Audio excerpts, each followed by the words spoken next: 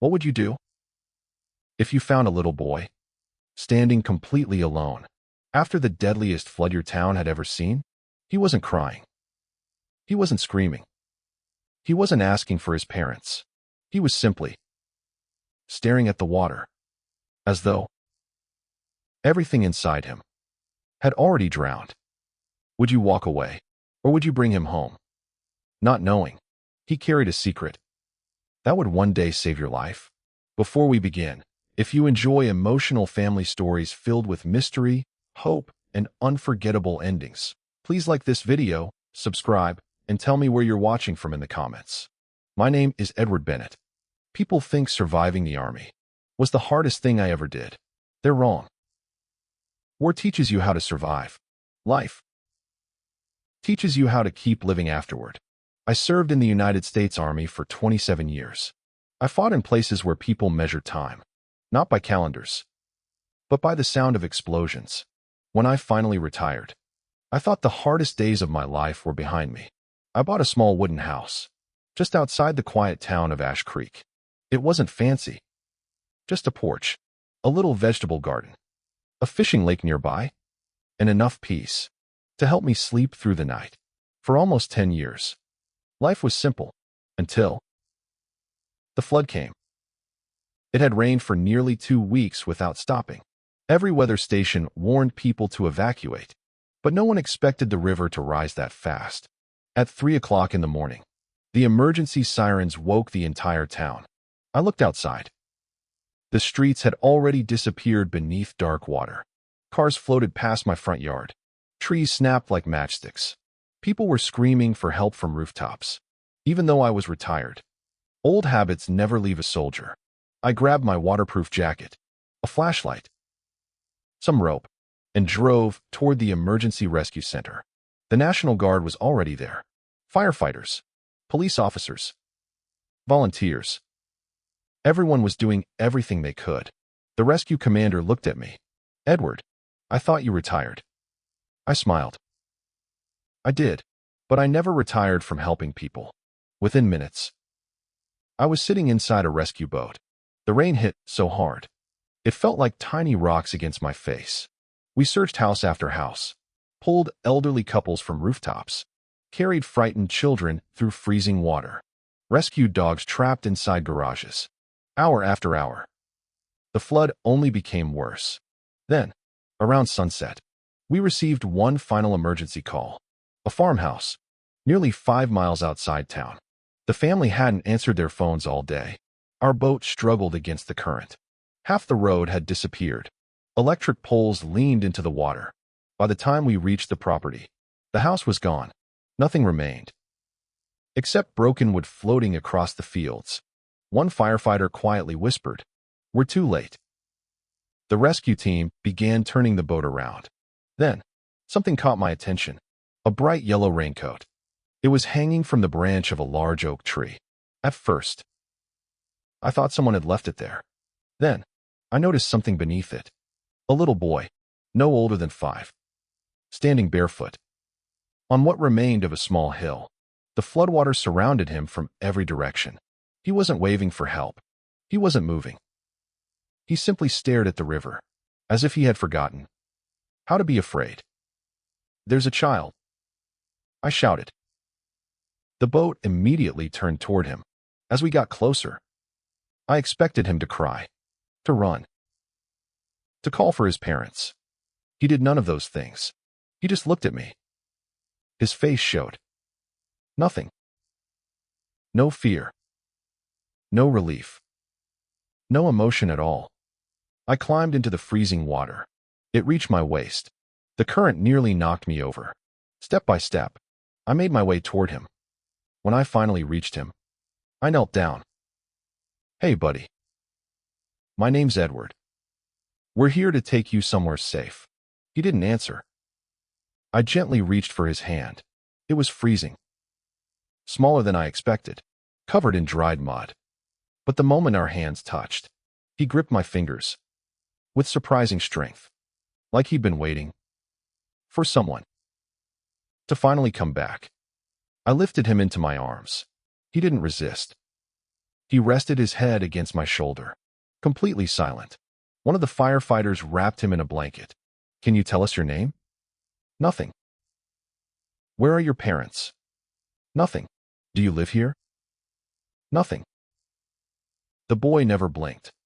He kept staring over my shoulder, back toward the flooded land, as though someone was still out there, watching him. When we arrived at the emergency shelter, doctors examined him immediately. No broken bones, no serious injuries, just severe dehydration and shock. A child psychologist came over. He may not speak for a while. What he experienced could be too much for his mind to process. Police officers searched every evacuation center, every missing persons list, every nearby county. No one reported a missing 5-year-old boy.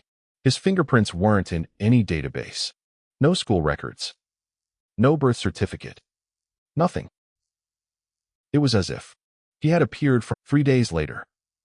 Search crews recovered dozens of victims. Entire neighborhoods had vanished.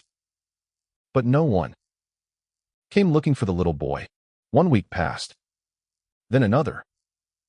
Still nothing. Every morning, I visited the shelter. I'd bring him small toy cars, coloring books, chocolate milk. He never spoke. But every time I arrived, he quietly walked over and sat beside me. One afternoon, I gave him a small wooden soldier I'd carved years ago. He looked at it for several seconds. Then, for the first time, he smiled. It wasn't a big smile, just enough to remind me there was still a little boy hidden behind all that silence. The shelter director noticed. He only smiles when you're here. I looked at the child. He was carefully holding the tiny wooden soldier, as though it were the most valuable thing in the world. The director sighed. If no relatives are found, he'll enter foster care next month. Those words hit me harder than they should have. I looked at the little boy. He was sitting alone, in a room full of people, exactly the way I'd found him. Alone, silent, waiting. That night, I couldn't sleep. I kept asking myself, how many times could one child lose everything? I had no idea that saying yes to this little boy would begin the greatest mission of my entire life. And I certainly didn't know that 15 years later, the first full sentence he ever spoke would save my life. The next morning, I drove back to the emergency shelter. I told myself I was only going to check on him, nothing more. That's what I kept repeating. But deep inside, I already knew. The moment I walked through the front door, the little boy looked up. He was sitting in the corner, holding the small wooden soldier I had carved. The second he saw me, he stood up, walked across the room, and quietly took my hand. He still didn't speak. Not a single word. But somehow, that tiny hand said more than words ever could. The shelter director smiled. He waits for you every morning. I looked down at him. He refused to let go. The director lowered her voice. We've searched every county, every missing persons report, every hospital. Nothing. No family. No records. No one has come. I closed my eyes for a second. Some children lose their homes. Some lose their parents. This little boy had lost his entire identity, even his name. That afternoon, a child psychologist asked if she could observe us. She placed toys around the room, building blocks, toy animals, puzzles. The little boy ignored all of them. Instead, he sat beside me, quietly polishing the tiny wooden soldier with his sleeve. The psychologist made a few notes, then looked at me. He's attached to you. I nodded. I noticed. She continued. Children who experience extreme trauma often choose one person they believe is safe. You're that person. I looked at the boy. He still hadn't looked away from the little wooden soldier. The psychologist spoke softly. Don't try to force him to talk. When he's ready, he will. But it could take months, maybe years. Months. Years.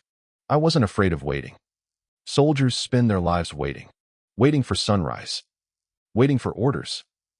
Waiting to come home. If waiting meant helping this child heal, I'd wait as long as it took. A week later, the social worker called me. Mr. Bennett. We need to discuss his future. I already knew what she was going to say. The foster system? She nodded. He'll be transferred soon. That sentence echoed inside my head all night. The next morning, I walked into the county office. I'd like to become his guardian. The woman behind the desk looked surprised. You understand this isn't temporary? I do. You'll have home inspections. I understand. Psychological evaluations. Fine. Financial reviews. I'll do them. She smiled slightly.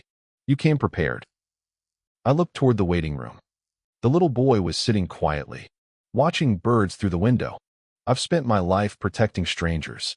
I think it's time. I protected my family. The paperwork lasted almost 6 months. Every week. There was another interview. Another inspection. Another signature. One official looked around my small house. No wife. No. No children. No. Why adopt now? I smiled. Because he needs someone now. The man looked at me for several seconds, then quietly nodded. The approval finally came. On a bright spring morning, the social worker placed the documents on the table. Congratulations, Mr. Bennett. He's officially your son. I looked toward the little boy. He was coloring quietly, completely unaware that his life had just changed forever. There was only one problem left. His name. The social worker asked. Have you decided? I nodded. I'd like to call him Noah. She smiled. Why Noah? I looked out the window. The flood took everything. But somehow, he survived. In the oldest story I ever heard, Noah survived the flood too. So maybe this little boy deserves a new beginning. From that day on, he became Noah Bennett. The drive home was completely silent, not awkward. Peaceful. When we reached the house, I opened the front door. Welcome home. Noah stepped inside slowly. He looked at every room. The kitchen. The fireplace. The hallway. Then he noticed something. A spare bedroom. Fresh blue walls. A small bed. Toy cars. Books. And the wooden soldier, standing proudly on the bedside table. He slowly walked inside, touched the blanket, opened the closet, looked out the window. Then, without saying a word, he turned around, wrapped both arms around my waist, and hugged me. It lasted only a few seconds, but it was the first time he had willingly hugged anyone. I gently placed my hand on his back. It's okay, son. You're home. That night, I expected him to sleep peacefully. Instead, at exactly 2:17 a.m., I heard footsteps. I opened my bedroom door. Noah was standing in the hallway, barefoot, holding the wooden soldier. His face was pale. His breathing was fast. He wasn't awake. He was sleepwalking. He slowly walked toward the living room window, still staring straight ahead. Then, he lifted one trembling hand, pointed toward the darkness outside, and whispered something. Not a sentence, not even a word. Just one sound. No. Then he froze. A second later, he collapsed into my arms, still asleep. The doctor later explained, night terrors. They're common after severe trauma, but something bothered me. When Noah pointed outside, his eyes weren't frightened.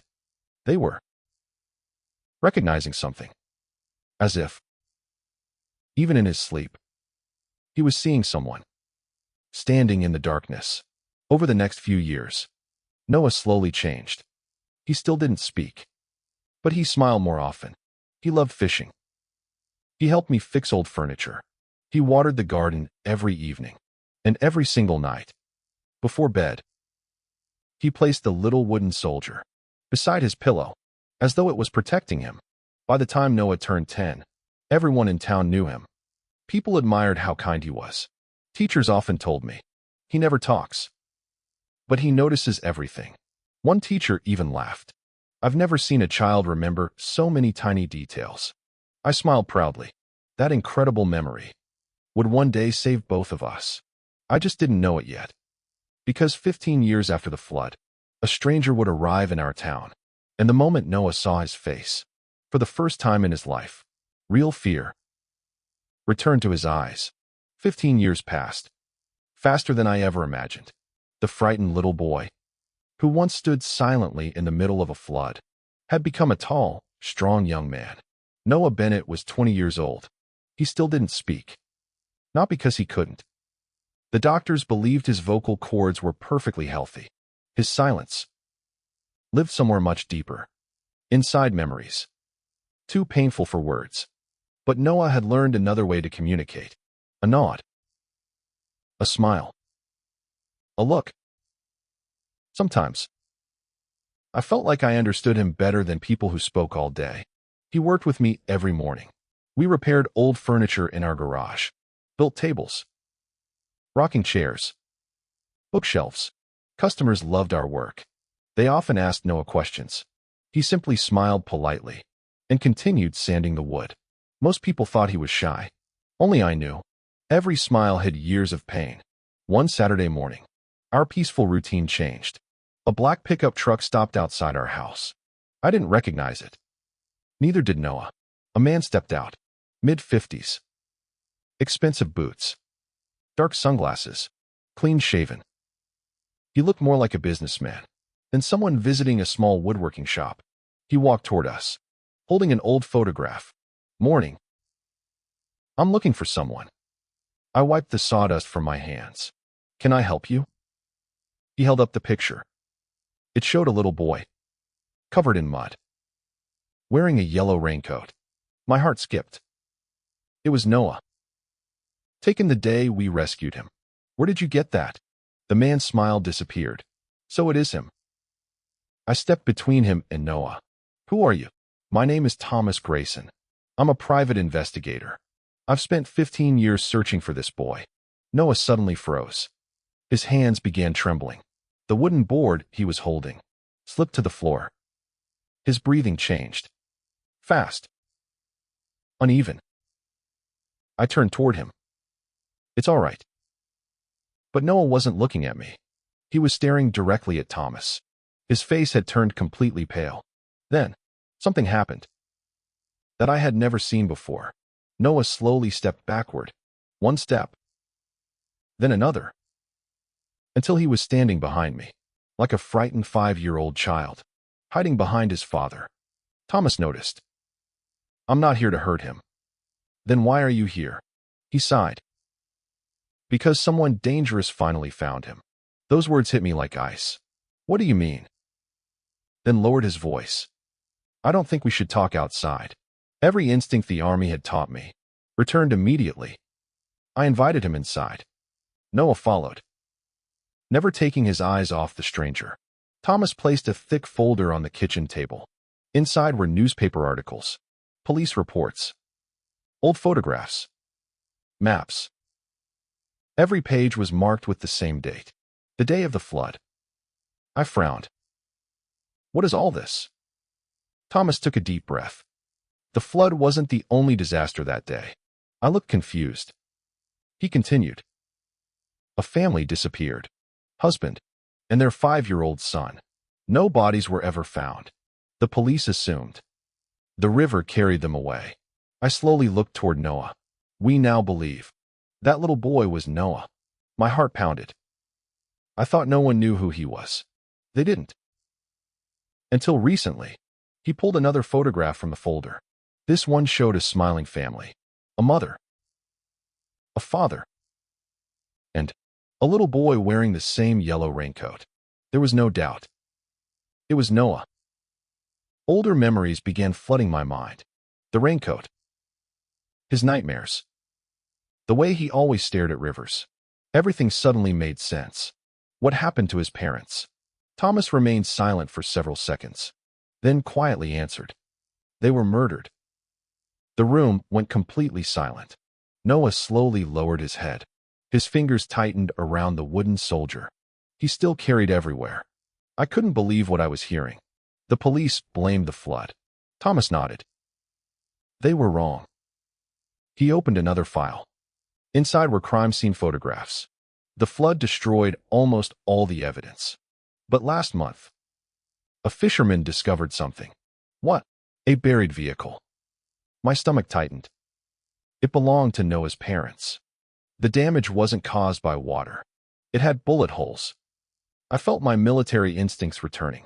This wasn't an accident. No. It was murder. I looked toward Noah. His breathing had become heavier. His eyes were fixed on one photograph. It showed the driver's seat, covered in broken glass. Then, Noah suddenly stood up. He grabbed a pencil from the table, pulled a blank sheet of paper toward himself, and began drawing. Fast. Very fast. None of us interrupted him. Within 2 minutes, he pushed the paper across the table. It was a man's face. Sharp jaw. Short beard. Scar above the left eyebrow. Thomas stared at it, unable to speak. Where? Did he see this? I looked at Noah. He tapped his own forehead, then pointed toward the drawing. Thomas whispered. He remembers.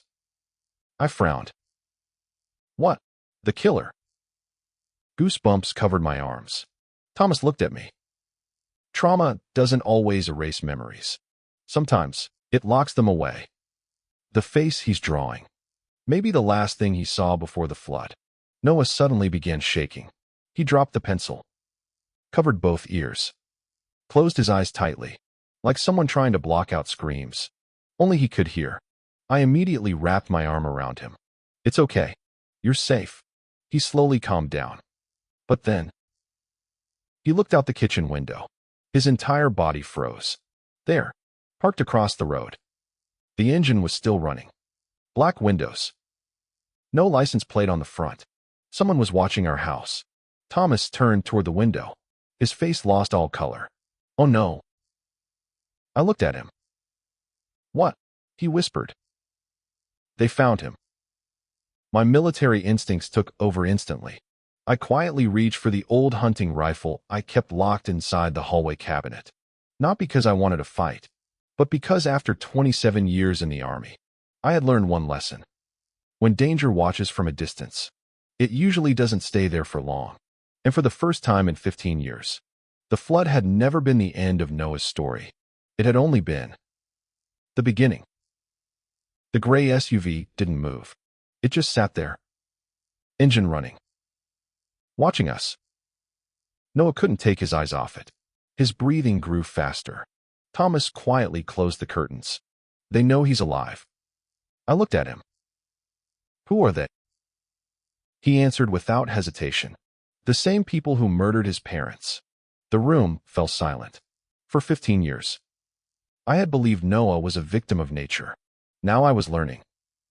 He had been running from people, not the flood. I turned toward Noah. He was gripping the little wooden soldier so tightly. His knuckles had turned white. Then, he did something unexpected. He walked to the bookshelf, reached behind an old photo frame, and pulled out a small metal box. I frowned. Where did you get that? He pointed toward himself, then toward the box. I had never seen it before. Inside was a collection of things he had quietly kept over the years. Newspaper clippings, old maps, photographs, license plate numbers, names, dates. Thomas looked shocked. My God. He's been remembering everything. Every nightmare. Every drawing. Every silent walk by the river. Noah hadn't forgotten. He had been rebuilding his memories, piece by piece. At the bottom of the box was one folded piece of paper. He handed it to Thomas. Thomas unfolded it. His face immediately changed. What is it? I asked. He looked at me. It's an address. The same warehouse we've been investigating for years. I stared at him. Noah remembered where they took his parents. Before I could say another word, a loud crash echoed outside. Someone had smashed the front gate. The SUV accelerated into the driveway. 3 men jumped out, all wearing black jackets. One shouted, "Get the boy!" Without thinking, I pushed Noah behind me. Back door. Thomas grabbed the metal box. We hurried through the kitchen. The first man kicked the front door open. Wood exploded across the hallway. I had spent 27 years in the army. I wasn't about to let anyone take my son. The back door led into the woods behind our house. I knew every trail, every shortcut. We ran. Branches scraped our faces. Leaves cracked beneath our feet. The men followed. Closer. Closer. Then, everything suddenly became quiet. Noah stopped running. He looked around. His eyes focused on an old stone bridge. Then, for the first time in 15 years, he spoke. Not a whisper, not a broken sound. A clear voice. Strong. Certain. Don't go across the bridge. Thomas and I froze. I looked at him. He looked back at me. His eyes were full of fear. He pointed toward the river. The bridge. It's broken underneath. Seconds later, one of the armed men charged across it. The wooden support snapped. The bridge collapsed into the rushing water. The remaining attackers stopped instantly, giving us enough time to disappear deeper into the forest. I couldn't believe it. After 15 years, those were Noah's first complete words, and they had saved our lives. Hours later, police officers surrounded the warehouse from the address inside Noah's box. What they discovered shocked everyone. Hidden beneath the abandoned building were records stretching back nearly 20 years. Illegal land deals, insurance fraud, bribes, false death certificates. Noah's parents hadn't died because of the flood. They had discovered the entire operation.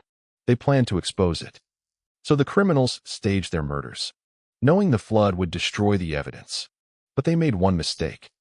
They forgot about the little boy hiding beneath the kitchen table, but never erased them. The nightmares. They had all been pieces of the truth. Within weeks, 7 people were arrested, including the man Noah had drawn. The scar above his eyebrow matched perfectly. DNA evidence, financial records, and Noah's recovered memories completed the investigation. The case that had remained unsolved for 15 years was finally closed. A month later, the town held a memorial, not only for Noah's parents, but for every family lost in the flood. Noah stood beside me, holding fresh white flowers. He placed them quietly beneath the memorial stone. Then he looked at me. His voice was still soft, still unfamiliar. But this time, he smiled. "Dad, thank you for never giving up on me." I felt tears filling my eyes. I placed my hand on his shoulder. "You never needed to speak for me to hear you." He laughed quietly. The first real laugh I had ever heard. It sounded like hope. Months later, life slowly returned to normal. Our woodworking shop reopened. People visited from neighboring towns, not because of the news, but because they admired the father and son who had survived everything together. The little wooden soldier still sat on Noah's bedside table. Only now, it reminded him not of the day he lost everything, but of the day someone chose him. Sometimes, heroes don't wear medals forever. Sometimes, they simply open their front door and decide, a frightened child will never be alone again. My name is Edward Bennett. I thought I rescued a silent little boy after the flood. The truth was, he had been carrying a voice, powerful enough to save my life. And in the end, neither of us rescued the other alone. We survived because we became a family.